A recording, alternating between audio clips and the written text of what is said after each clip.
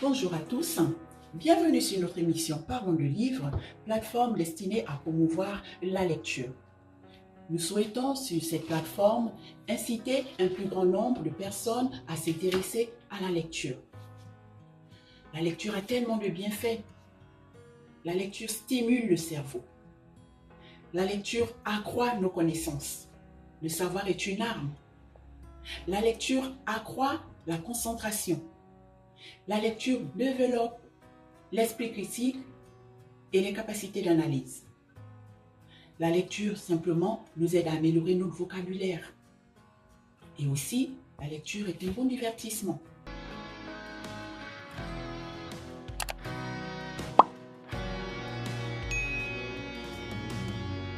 Mesdames, Messieurs, bonjour. C'est reparti pour un nouvel épisode de Parlons de livres. Parlons de livres, je vous rappelle, est une émission destinée à promouvoir la lecture. Aujourd'hui, nous revoyons Monsieur Thierry Debost qui nous revient cette fois avec un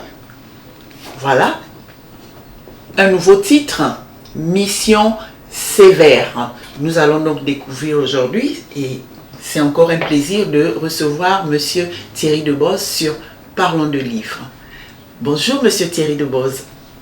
Bonjour Judith, comment allez-vous? Ça va, nous allons bien, ça va. Comme vous voyez, c'est toujours un plaisir de vous revoir parce que ça va faire, c'est la troisième occasion qu'on a vraiment le plaisir, à chaque fois toujours un plaisir de vous lire.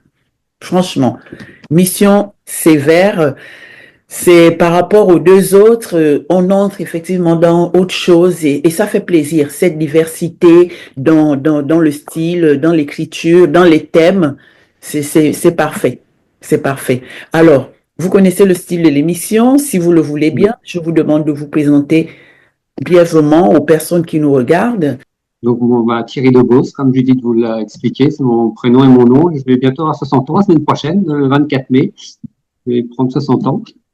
Donc, je suis marié avec ma femme depuis quelques années maintenant. Ça va faire 31 ans au mois de juin et on a 4 enfants qui sont désormais adultes. Et j'écris depuis pratiquement toujours et je me suis vraiment lancé dans l'édition de livres en 2019 avec Mots pour vivre qui s'en est suivi un deuxième qui est sorti en 2020 qui s'appelait Enquête d'âme et donc le troisième aujourd'hui là, qui est paru en novembre 2024 et dont on va aborder le sujet avec Judith que j'ai le plaisir de vous présenter avec elle de ma présence aujourd'hui. Oui, et il est tout new, hein? Tout neuf, hein? Tout neuf. Alors, c'est parfait. Alors, on commence déjà, toujours, je vous demande, dites un petit peu, mais sans rentrer dans les détails, aux personnes qui nous regardent, de quoi parle Mission sévère? Alors, Mission sévère, ça se déroule ça démarre le début de l'histoire pendant la période Covid, le tout premier confinement qui avait eu lieu en mars 2020, si mes souvenirs sont bons pour le secteur pour la France. Et donc, c'est l'histoire d'un jeune adulte de 26 ans qui se prénomme Marvin, qui travaille dans une maison d'édition.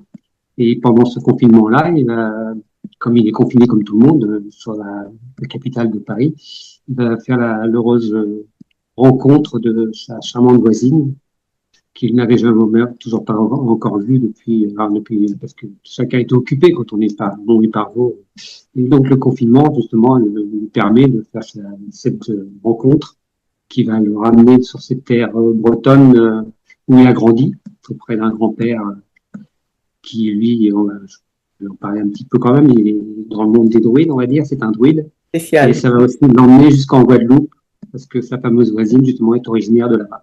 Voilà, pour faire bref. C'est vraiment un super récit. Vous avez cette capacité à effectivement tisser une histoire captivante avec des personnages attachants, vraiment attachants. Alors, ma première question est donc celle-ci. Qu'est-ce qui vous a inspiré l'histoire de Mission sévère? Qu'est-ce qui vous a inspiré l'histoire de Mission sévère? La période que l'on a connue qui était assez particulière. J'ai voulu un peu dédramatiser un petit peu cette période-là pour montrer aussi que même si c'était pénible pour beaucoup de gens, il y avait quand même de belles choses qui peuvent qui peuvent Et- se réaliser. Donc, parce que bon, comme dans mes deux premiers romans, il y a une histoire d'amour, dans celui-ci aussi, que ce serait un roman sur des histoires d'amour, c'est une phrase que je répète assez souvent. Pour moi, l'amour, c'est quand même mon leitmotiv. Si vous avez pu voir déjà les deux premières interviews, c'est un sujet qui me tient à cœur. Enfin, le fait que j'ai vécu le NDE, c'est le message qu'on m'a transmis, qu'on m'a demandé de transmettre dans ma mission de vie, en fait. Donc voilà, c'est pour ça que c'est important que ce soit la trame vraiment principale de mes récits. Tout à fait. On en a besoin Tout d'amour à fait. dans ce monde, vraiment, les guerres, tout, on a vraiment besoin d'amour, hein. Voilà, On est d'accord. au quotidien. Alors, vu le titre, hein, on voit bien le titre Mission sévère. À première vue, hein, on dit oh là là, mission sévère, ça évoque quelque chose de dur, de militaire, tout ça. Finalement, c'est une espèce de. Au départ, je me suis dit c'est peut-être une métaphore. Mhm. Bref, mais voilà, qu'est-ce qui vous a en fait, pourquoi cette métaphore dans le choix du nom sévère? Pourquoi? Bah, c'est le nom sévère. Vous avez vu certainement dans l'épilogue le nom de, de l'orgue qui se trouve dans une église qui se trouve à Brocéliande. Et c'est le créateur de l'orgue, il s'appelle Sévère, et ça a fait titre dans ma tête quand je suis allé faire un tour là-bas. Et pour moi, c'était une évidence. C'est l'idée est venue à ce moment-là, quand j'ai vu ce nom-là.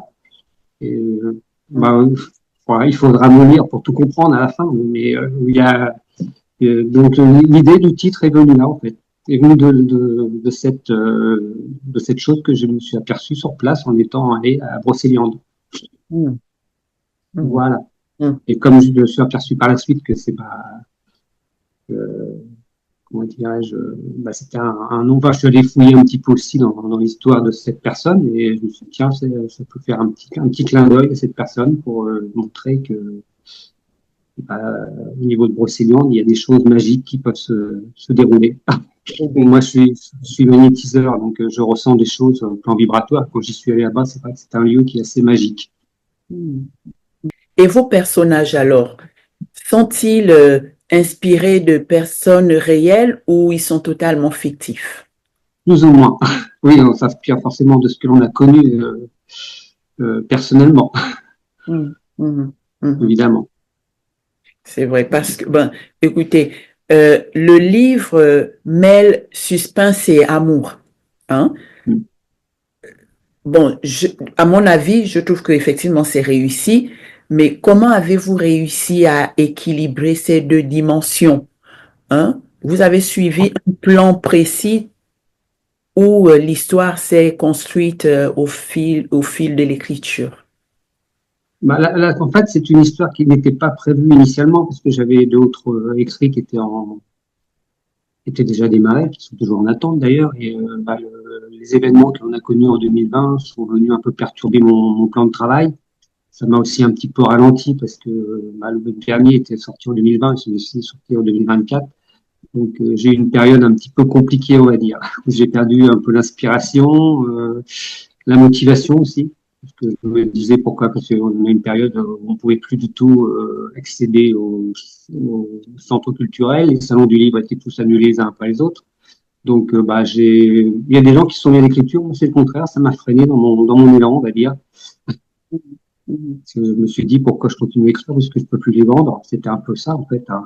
C'était vraiment ça a duré de 2020 jusqu'en 2022. Donc j'ai fait coïncider justement le début de mon histoire avec la fin de l'histoire aussi au 11 septembre 2022. On est vraiment sorti de cette période particulière où on nous a vraiment dit ça y est c'est terminé. Maintenant on peut reprendre une vie à peu près normale on va dire. Donc voilà. Alors, avez-vous fait des recherches spécifiques pour rendre le récit plus réaliste? Parce qu'il est vraiment réaliste. Vous parlez créole là-dedans, hein? J'ai une amie qui m'a aidé. Ah, oh là là. C'est particulier le créole parce que justement il y a pas beaucoup de choses de formalisées. Il y a beaucoup les gens l'écrivent comme ils le parlent visiblement. C'est ce que j'ai cru comprendre. Et en fonction des endroits, entre la Guadeloupe, la Réunion, même d'autres comme Il y a d'autres créoles aussi ailleurs, j'imagine, comme en République, enfin, en République dominicaine ou en Haïti, ils parlent créole aussi, mais il y a des mots qui sont similaires, mais l'orthographe est totalement différente en fonction des endroits. D'accord. Ah oui, c'est du réel que l'on vit là-dedans, hein. Mm. Moi, j'ai appris le créole vraiment là-dedans. Les légendes bretonnes.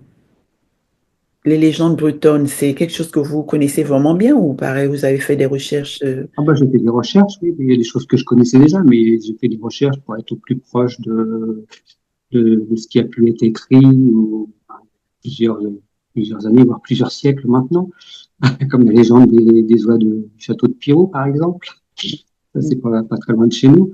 Et c'est vrai que bah, c'est des choses qui m'intéressent et qui m'inspirent beaucoup. Parce que même dans les légendes, il y a des choses qui sont vraies. Même si on pense que c'est des histoires pour les enfants ou pour embellir les choses, mais je suis persuadé qu'il y a des choses qui sont vraiment très réalistes dans les légendes. les légendes, Mm. exactement. Le personnage de Merlin, vous nous en parlez un petit peu? Bah, Merlin, oui, bah, c'est le personnage haut en couleur de ce roman. C'est le grand-père du héros, Marvin, Mhm.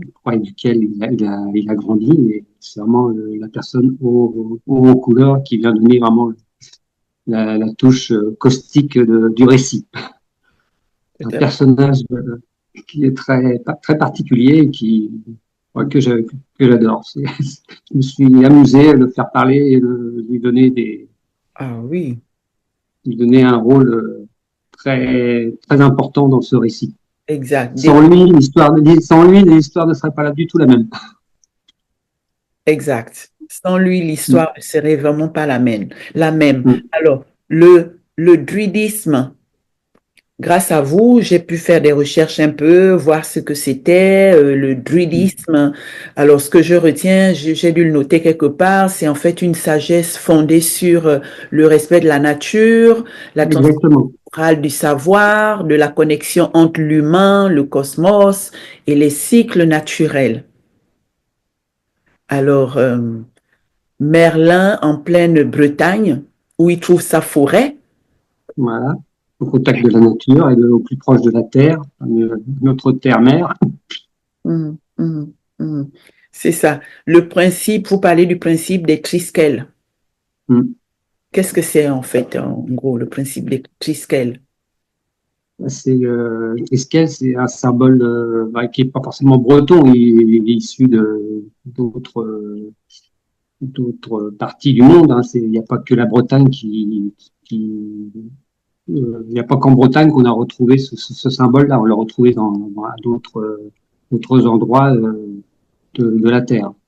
Donc il y a les quatre éléments, donc qui sont le feu, la terre et l'eau, qui représentent les trois branches du Triskel, et le centre c'est l'air en fait.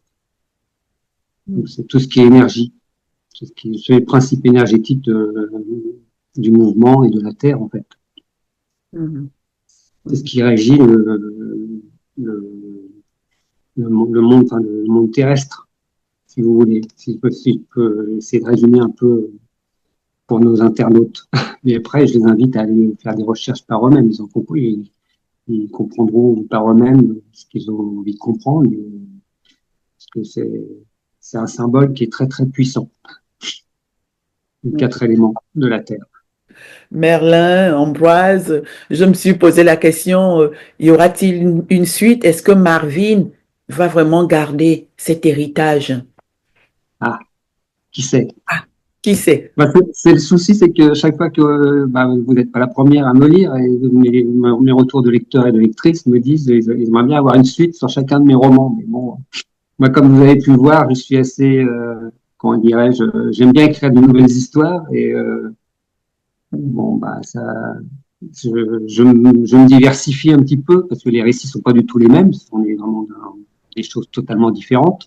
Mais pour le premier, Né pour vivre, par exemple, bah, j'ai déjà une idée d'une suite. Euh, Parce que l'idée a germé dans ma tête et bon. Et pour celui-ci, j'ai pas encore pensé à une suite. Parce Et bon, Parce que du coup, à la fin, on est là-dedans, on s'est dit, c'est tellement bien, tout ça. Est-ce que Marvin va pouvoir sauvegarder cet héritage? C'est la question qu'on se pose quand C'est on... ce qu'on se pose, ouais. Et comme c'est du roman contemporain, bah, on le retrouvera peut-être dans une dizaine d'années. Qui sait? Il va falloir être patient. Effectivement. Alors, votre livre parle également, c'est vrai, parle de druidisme spirituel, déportation, tout ça. Mm.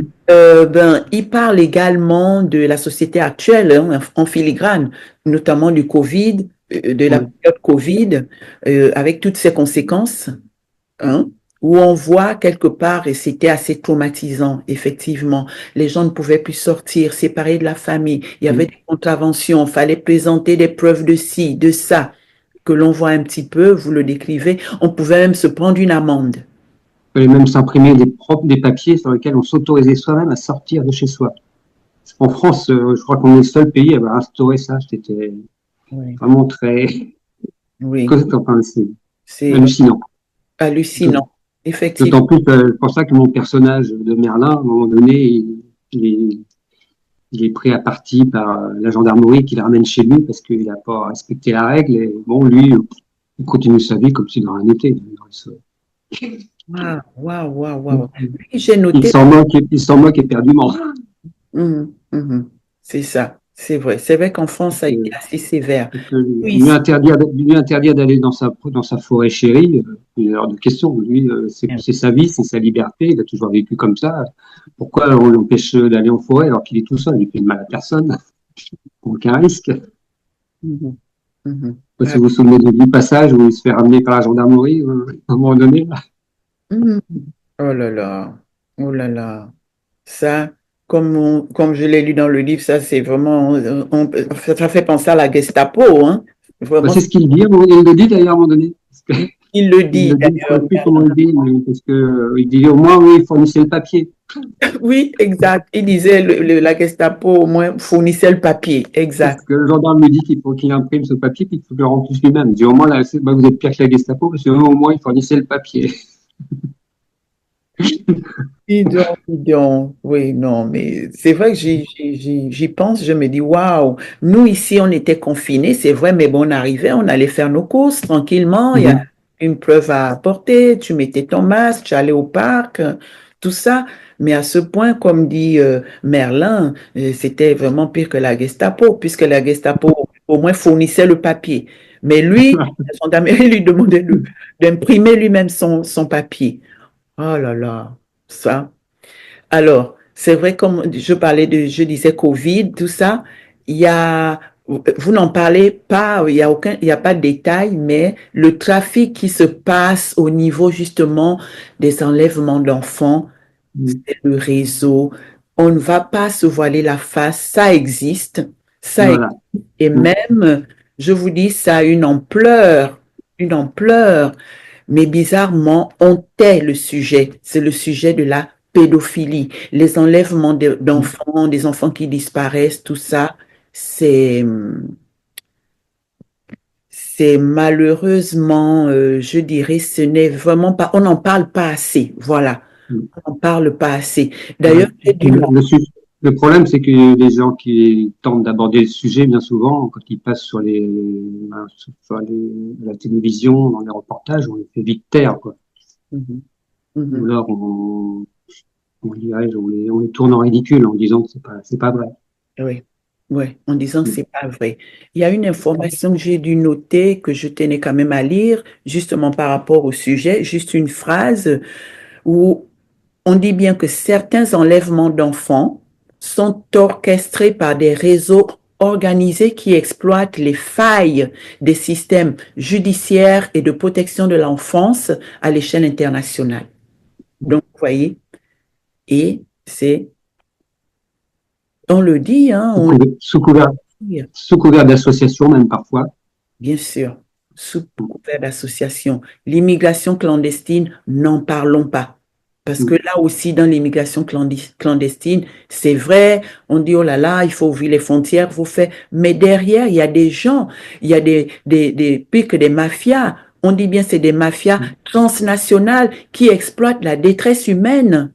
Vous voyez, Oui, oui, pour, faisant de la traite des migrants un marché criminel plus lucratif même que le trafic de drogue dans certaines régions. Alors, vous voyez. Et là, il n'y a pas que les femmes qui sont exploitées, tout le monde, les garçons, les enfants. Et ça, Mais à on côté, n'en parle pas assez. oui, parler de pédophilie, mais aussi des trafics d'enfants pour les organes aussi. Il y a tellement de choses. L'humain est considéré comme un objet, quoi. Donc ça, c'est dramatique. Oui, c'est des réalités, mais on n'en parle pas assez. On n'en parle pas parce que, bon, les gens n'osent pas se lancer. Ça paraît tellement invraisemblable, ça paraît tellement gros. Quand on voit déjà ce qui se passe avec les animaux, on a une peine à imaginer ce qui peut se passer avec les enfants et même les adultes parfois. C'est Mhm, mhm. donc Ah là c'est pour là, ça que j'aborde un peu le sujet dans ce roman, oui, pour, é- oui. pour éveiller un petit peu les consciences. Mhm, mhm, mhm. Donc, alors, est-ce qu'il y a un thème spécial que vous souhaitiez vraiment mettre en exergue? Le Je vais revenir à ce que je disais tout à l'heure, c'est mon leitmotiv, c'est l'amour. Il faut, à un moment donné, il faut qu'on soit soudés les uns les autres. Et quand on vient de parler de problèmes de personnes qui disparaissaient, quand une personne disparaît, c'est important de comprendre la détresse de la famille. Hein. Ça peut arriver à n'importe qui. Mhm, mhm, mhm, Peut arriver à n'importe qui. On a encore eu, c'est cette semaine, on a encore eu un fait divers chez nous en France, à Paris. Une personne a failli se faire enlever avec son enfant, je ne sais plus quel âge il avait, un enfant en bas âge, et c'est le père aussi, et puis un voisin a fait fuir les gens qui voulaient enlever la personne. Heureusement. Et on a vu les images, ça fait froid dans le dos quand même. Ça peut arriver en pleine rue, n'importe quel moment de la journée. Ici, il y a ce problème, vous savez, à la frontière du Mexique, là, où vraiment plein d'informations sortent des enfants qui disparaissent. On se demande où sont passés les enfants. Ils ont noté, je ne me Bon, souviens. en Amérique latine, il y en a beaucoup aussi de disparitions. Ouais. Mhm, mhm. Là, on parle de, bon, de l'immigration clandestine, mais sur place même, il se passe des réseaux pas possibles. Vraiment, et c'est ça, c'est ce qu'il faut. Au moins, ce genre de roman qui, vous voyez, apporte un peu plus de positivité. Hein. Vous avez réussi à... Tout en mettant en lumière ce genre de choses qui fait froid dans le dos. Mhm, mhm, mhm. Exact, exact. Vous avez réussi justement à combiner ça et le roman est bien écrit. Le roman est Merci. bien écrit. Oui, oui, oui. Vos styles, ben, vous voyez, se caractérisent par une narration fluide, accessible. Vous faites des descriptions détaillées qui allègent la lecture parce qu'avec ces descriptions, on plonge en plein. On s'y croirait, quoi. On est en plein les dialogues. Parce que moi, je trouve que c'est... Je ne suis pas écrivain, mais souvent, en général, je me mets à votre place en disant, écrire un récit, vous savez, direct avec des dialogues, je crois que c'est le plus compliqué. Parce que il faut que les dialogues soient cohérents, si ça, et c'est vraiment bien fait. Les dialogues sont naturels, ils rendent le récit dynamique, hein. Voilà, avec les descriptions. Pour Sur... arriver à se mettre dans la peau de chaque personnage, Exact. c'est Exact. Et un oui, peu comme un metteur en scène pour une pièce de théâtre où il doit diriger ses personnages. C'est un peu la même technique, on va dire. parfaitement. Parce que en lisant, je suis lecteur et je lis les dialogues, c'est fluide. Je me dis, oh là, je me mets à la place, je me dis, c'est pas si évident.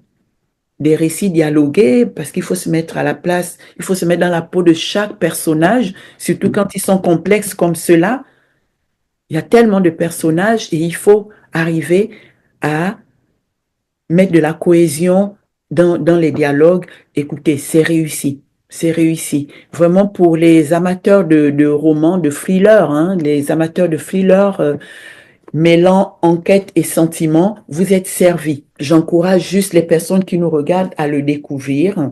Comme je l'ai dit, il est bien écrit. L'auteur a cette capacité à tisser une histoire captivante et en nous donnant des personnages attachants.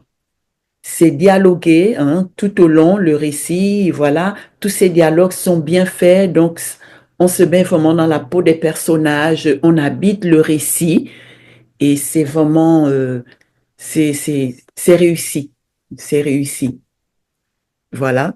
Donc si vous avez quelque chose à dire à, à nos lecteurs, aux lecteurs qui nous regardent, je vous laisse la parole.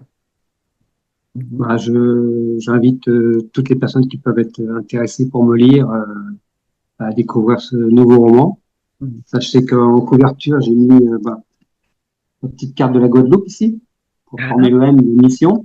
Ah Et puis les oui. petits strisquels là, qui sont à côté, le S, et puis les petites hermines ici pour symboliser la Bretagne. Mhm. Mhm. Ouais, super, super. Alors, vous nous dites un petit peu, c'est la pleine lune, La l'image. pleine lune, en lunettes, un des personnages du roman, Oui. qui est très proche de notre ami Merlin, le personnage de grand-père. Donc Merlin, c'est son surnom en fait, c'est pas son nom, son vrai nom, il s'appelle Jean-Pierre Merlinas de mémoire. Mhm. Et parce que à un moment donné, nos héros sont obligés de partir en Guadeloupe, mais on ne sait pas comment ils vont pouvoir partir. Surtout est bloqué sur le sol français, même un peu partout dans le monde où les avions ne peuvent pas voler, mais ils arrivent à se parachuter Mhm. comme par magie sur la terre de Guadeloupe, une nuit de pleine lune. C'est pour ça qu'il y a le symbole il y a la lune ici. Voilà. Oui, oui, oui, oui. Donc, pour comprendre comment ils arrivent en Guadeloupe alors que tout est arrêté, il suffit de le lire, il suffit de lire le roman pour comprendre comment c'est possible. Mhm. On parlait tout à l'heure de légende avec Judith. Il y a des choses que j'ai pu découvrir en faisant pas mal de recherches au niveau de la magie, comme par exemple des choses pour des bagues qui peuvent rendre invisible, par exemple. Mhm. Des choses, ça c'est vrai que c'est des choses qui ont existé, qui ont pu exister. Et puis aussi des portails qui nous permettent de nous transporter dans un autre endroit très rapidement. Et c'est des choses auxquelles je crois qui sont possibles et que l'on retrouvera peut-être dans quelques années, parce que c'est des technologies qui ont existé et que je pense Il existe peut-être, mais qu'on qu'on nous cache peut-être aussi. oui. Qui sait, je ne sais pas, c'est pas que je pense sans faire de complotisme parce que ça peut être dangereux, quoi. On va Mais nous bon, montrer. dans le monde des druides, il y a des choses qui se savent il y a des choses qui peuvent aider justement dans À notre vie au quotidien quotidien et pour puis à faciliter. ce monde meilleur. Oui, pourquoi pas. Exactement.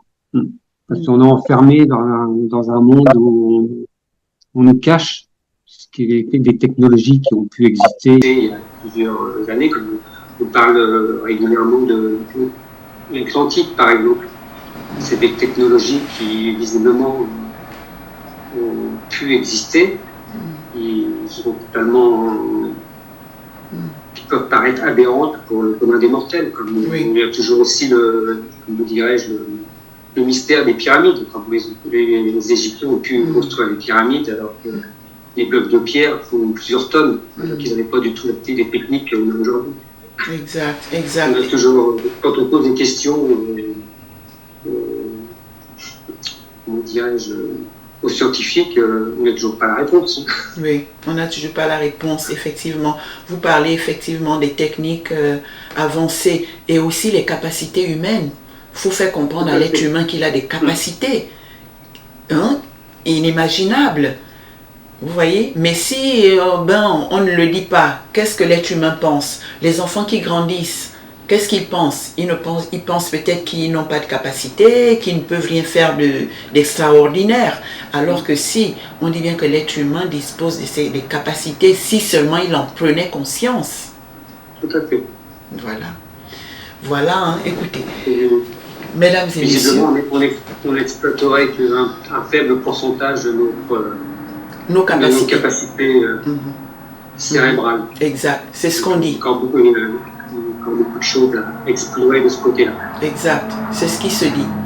Qu'on n'exploite pas le maximum de nos capacités. Exactement. Encore du travail. Encore du travail.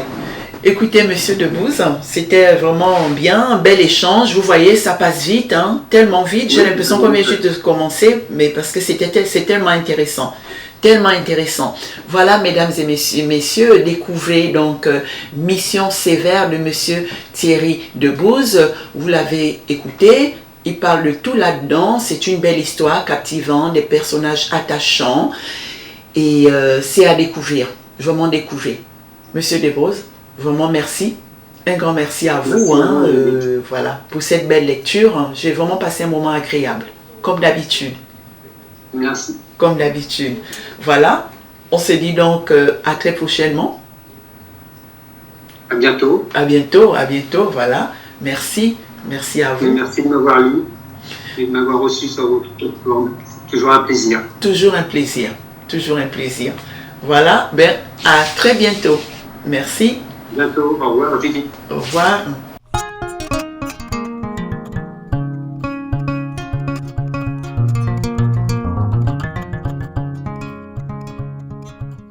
Mesdames et messieurs, nous venons d'écouter avec grand intérêt M. Thierry Debouze. Le récit, il est à découvrir. Le récit est fluide. Les descriptions sont détaillées, tellement bien détaillées que ça rend le récit dynamique. Les dialogues également, les dialogues sont naturels. On assiste à l'amour qui se crée entre Marvin et Délice, mais je ne vous dis pas si l'amour aboutit ou pas, il faut lire le livre pour le découvrir. Toujours est-il qu'ils partent de Paris en pleine période Covid, pendant que tout est fermé. Comment font-ils pour se retrouver en Guadeloupe? C'est aussi à découvrir. Et Merlin l'Enchanteur, enfin, c'est une façon de dire. Merlin l'Enchanteur, c'est un personnage clé dans le roman parce que grâce à lui, on assiste à tous ces petits phénomènes, spiritualité, tout ça. Et puis voilà, c'est à découvrir. Pour tous les amateurs de thriller qui combinent enquête et sentiments, vous êtes servis. Moi, je me suis vraiment régalée. Surtout que l'écriture de l'auteur est fluide, claire, accessible. Voilà, il est à découvrir. Vous aimez Parlons de livres, mesdames et messieurs, n'oubliez pas, commencez par vous abonner, appuyez sur la touche subscribe. Je vous remercie. On se dit à très bientôt.